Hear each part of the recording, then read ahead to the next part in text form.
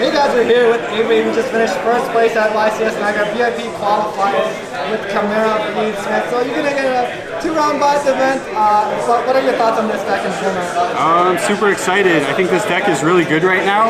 I think the next, with the Furosa coming out, it might be a little bit worse. But it's almost a pseudo FTK when it goes first. So like it's pretty strong, I think. Okay, awesome. Well, let's get right to the list then. Yeah, so I'll start with just the Chimera cards.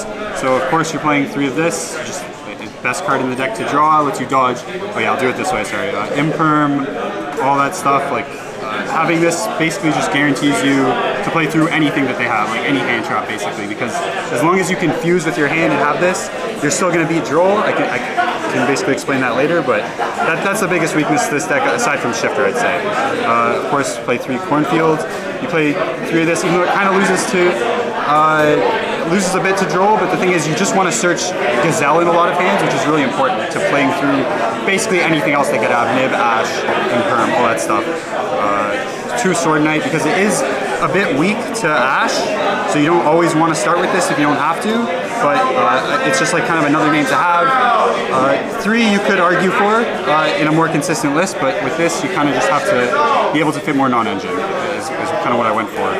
So 2 more consistency cards in the same vein.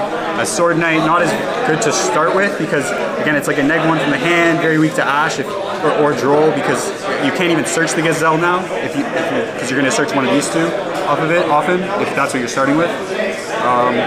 But it can sometimes bait Imperm, but it's not always easy to dodge it because this has to use Beast or Fiends. Whereas if you've always started with like a Gazelle or something, it's very much stronger. So then just to round it off, we play the 2 win conditions in terms of the illusions. Can't always dump this now without Beatrice, but you can basically guarantee this gets into the graveyard no matter what, because you can just search it off Apprentice, and then with the way my deck is built, I can just always get it in the grave and always put the guy who revives it. But this is just a way to play around all the quick plays, because you dump this on your turn, they have absolutely no way to interact with you anymore in terms of board breakers.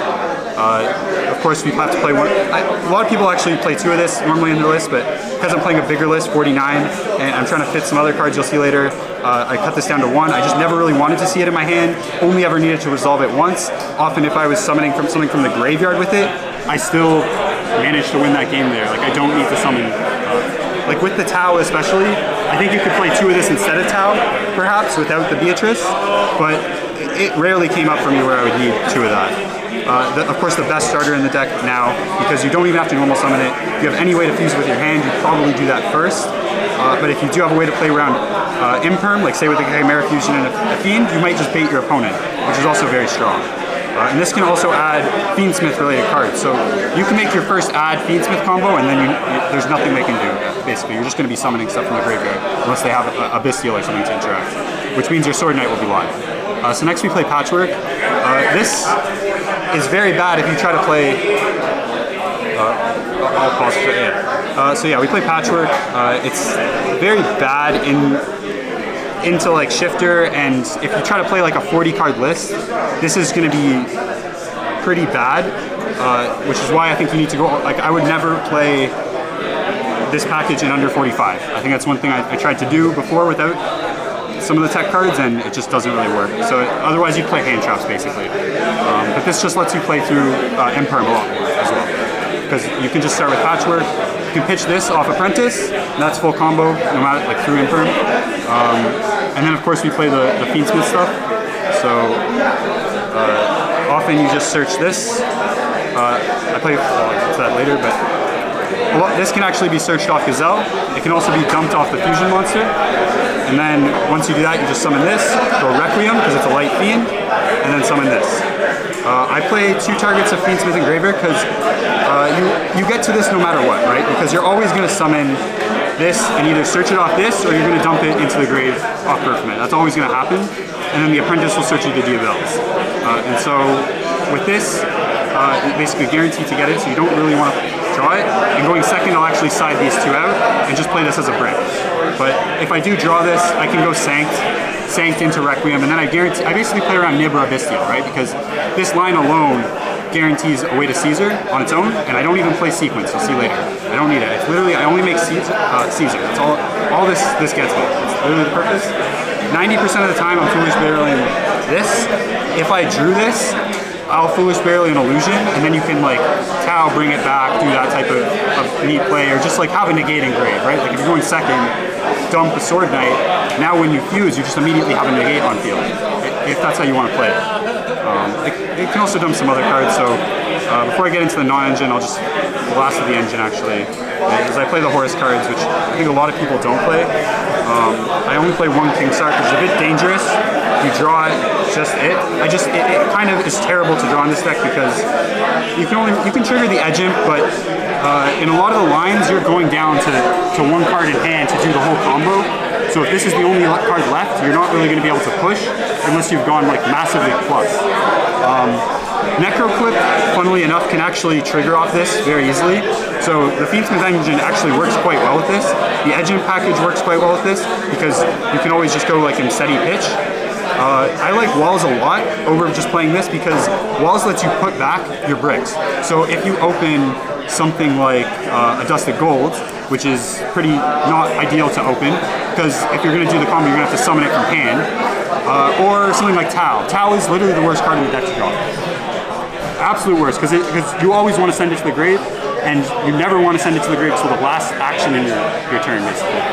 And Tau restricts you out of summoning your Horus monsters, so you can't even go like dump Sword Knight, dump this, because now you're blocked out of your Horus monsters. So yeah, you can summon back Sword Knight, but now you don't have any play off this. It's just going to sit there and get popped, and then you just lose. So this was just really nice for consistency.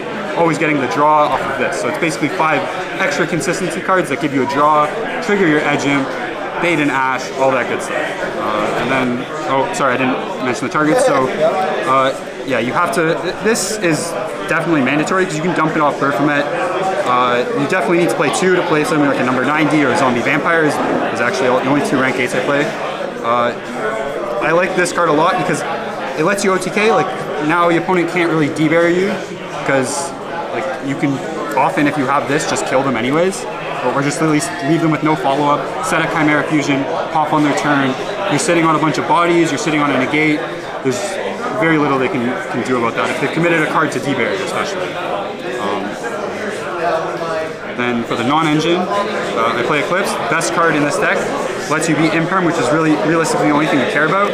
You don't care if any of your stuff gets flipped down going second or going first because you'll always just, if you have this card, you always just lead with this basically. You're always just going to book a fusion material and then fuse with that fusion material. Like if I have this card, I'm not going to lead something like this to get number 90 because what am I playing around at that point? I'll play around the Imperm, then I'll play around the Ash, the Nib, or something like that. But yeah, best card in the deck, incredible going second, turns on the other very good card in this deck, Talents.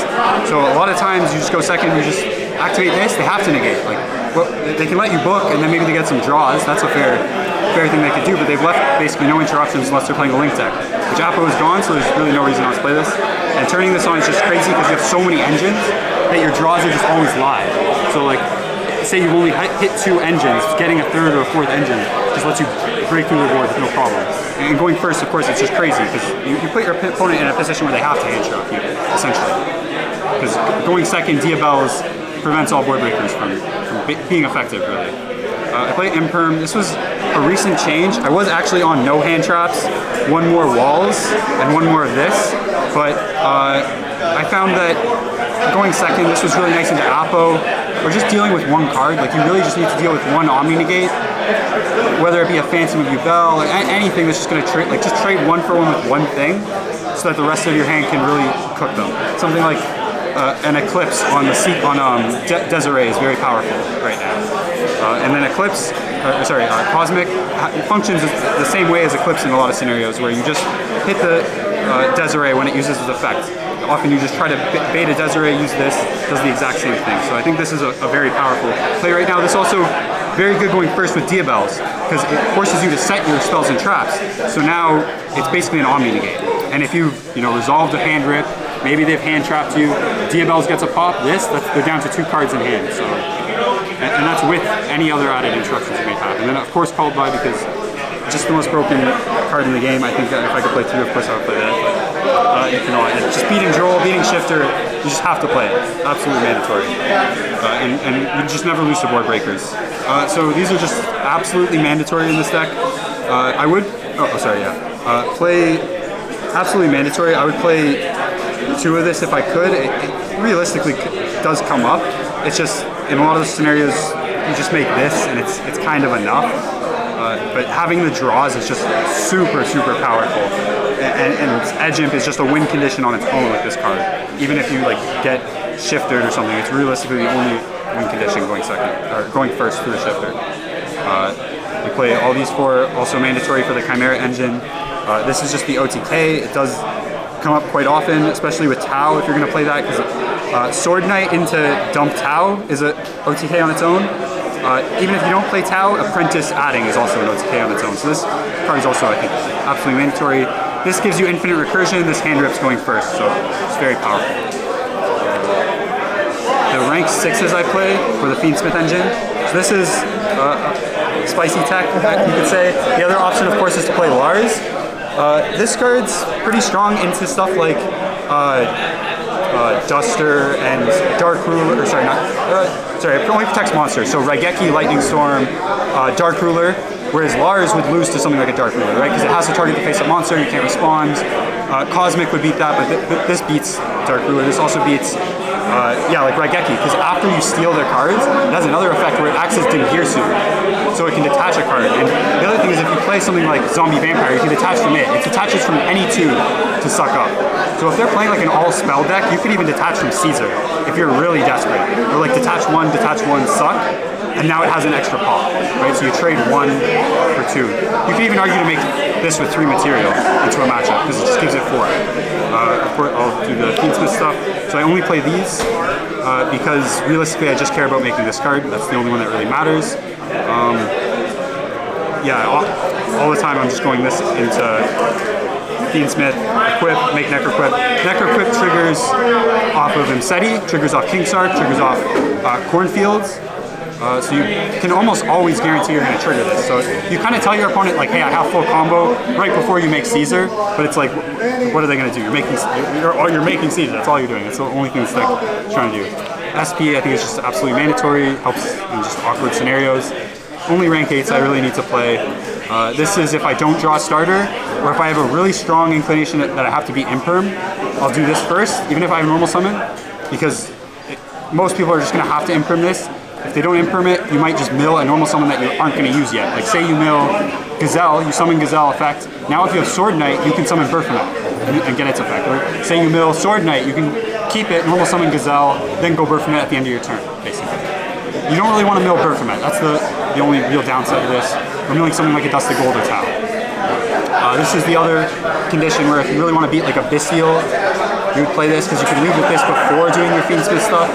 But if you're doing something like Sanct, you kind of have to do this first, and it's a little awkward. I play these 2, definitely not mandatory. This is kind of nice because you can make it most hands, and if you have the suspicion that the person just doesn't have something like a Raigeki to deal with it, protects all your monsters from battle, which even though Diabell's is an illusion, it can be destroyed by battle, so it's just like an extra win condition. You summon it with SP, it's very strong as well. There's just some awkward hands. You get D-Barrier, it can come up, I guess. Typhon, definitely not mandatory. Every time I summon this, obviously lost, but it could still be nice, especially in shifter games. Like say you go second, get shifted or something, and you just can't play anymore. Just going Guardian Chimera pop, make an untargetable guy for the rest of the turn, that's pretty powerful. It also lets you beat like Nib sometimes going second. Like if you put up a bunch of Horus monsters, slap this down on something, and now they just can't really Nib you, right? Like, and yeah, it just helps clear board states. It's just very strong going second. There's not really much else I would really recommend playing. Like you could, I guess, argue for sequence. I guess if you get hand trapped and have like only Fiendsmith engine, you could make Berfomet.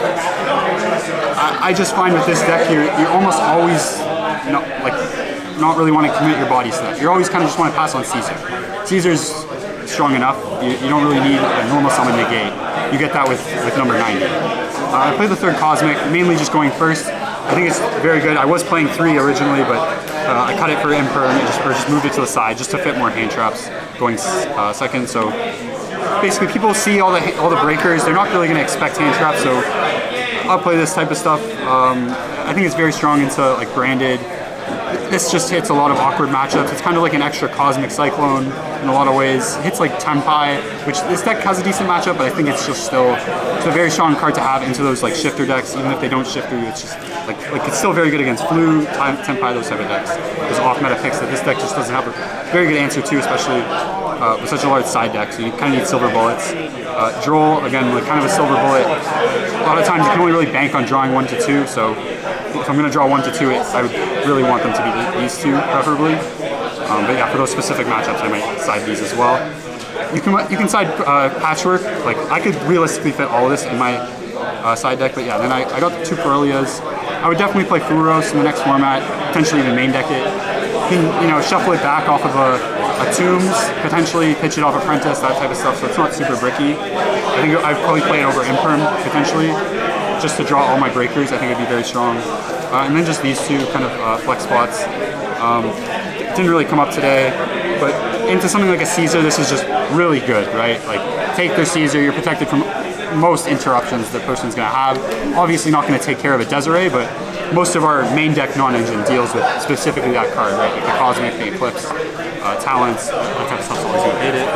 Awesome. Yeah, then just Thank you so much again for the deck profile. Any last shoutouts? Shout out to my friends Sebastian, Gannon for judging. It's great. Oh my god. Yeah, I think that's about it. Thanks. Thank you so much.